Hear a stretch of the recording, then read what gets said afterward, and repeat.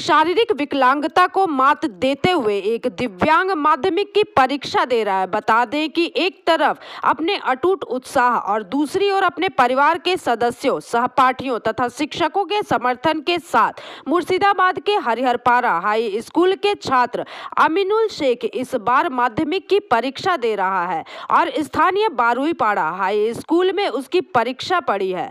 अमीनुल अपनी मां की गोद में बैठकर परीक्षा केंद्र तक पहुंचा और परीक्षा दी। बताया जा रहा है कि वह जन्म से ही चलने में असमर्थ है, लेकिन जीवन की दौड़ में दूसरों से पीछे न रहने की उसकी मानसिकता है।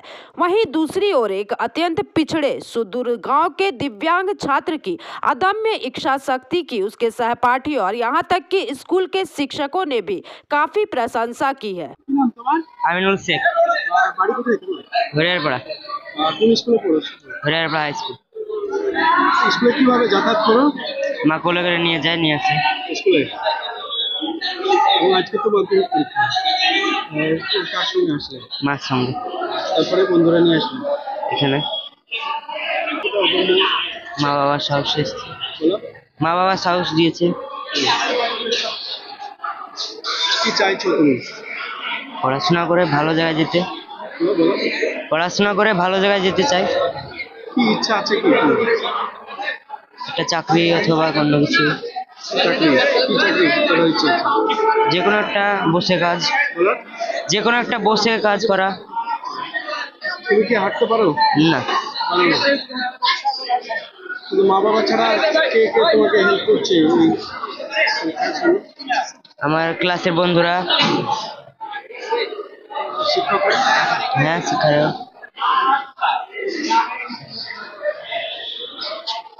কি নাম বললে তোমার? আমিনুল শেখ। তোমার বাড়িতে আর কে কে আছে? আমার মা আছে, বাবা আছে, ভাই আছে, বোন আছে আর আমি। প্রতিবন্ধকতাকে কাটিয়ে আপনার ছেলে আজ মাধ্যমিক পরীক্ষায় বসছে, কি বলবেন? ভালো, আমার ছেলে যেন ভালো হয়, আসলে সবার ইচ্ছা হয়। ভালো লাগছে আপনি পরীক্ষা দিচ্ছেন। কি নাম ওনার? আমিনুল শেখ। হ্যাঁ, আমিনুল শেখ। আমিনুল শেখ। বাড়ি কোথায়? হরিয়ারপাড়ায় বাড়ি। ঠিক আছে। শারীরিক প্রতিবন্ধী একজন ছাত্র পরীক্ষা দিচ্ছে। আমাদের সে যেন র্যাম্প ইউজ করতে পারে তার ব্যবস্থা ছিল, তবে তার মা তাকে সঙ্গে করে নিয়ে এসেছে। ভেতরে ঢোকার পর আমাদের শিক্ষক মশাইরা দুজন তাকে সাহায্য করেছে এবং 19 নম্বর রুমে তার সিট রয়েছে। সে যেন সুন্দরভাবে বসে সহজভাবে পরীক্ষা দিতে পারে তার সমস্ত রকম ব্যবস্থা আমরা করেছি।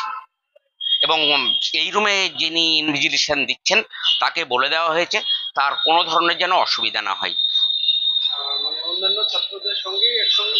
হ্যাঁ, তাকে বলা হয়েছিল যে তুমি চাইলে অন্য জায়গায় পরীক্ষা দিতে পারো, তো ওর অন্যান্য যে বন্ধুরা রয়েছে তাদের সঙ্গে পরীক্ষা দিতে চাই, তাই একই ঘরে অ্যালাউ করা হয়েছে। কি বলবেন স্যার, প্রতিবন্ধককে হার মানিয়ে মাধ্যমিক পরীক্ষায় বসছেন? হ্যাঁ, আমাদেরই বিদ্যালয়ের ছাত্র, বিশেষভাবে চাহিদা সম্পন্ন শিশু, ওর জন্য আমাদের শুভেচ্ছা রইল। শারীরিকভাবেও প্রতিবন্ধী, সরকারি নিয়মে যেহেতু তার এমনি হাতের কোনো প্রবলেম নেই, সে আমার বিদ্যালয়ের সমস্ত পরীক্ষাগুলোতে নিজে থেকেই পরীক্ষা দেয়।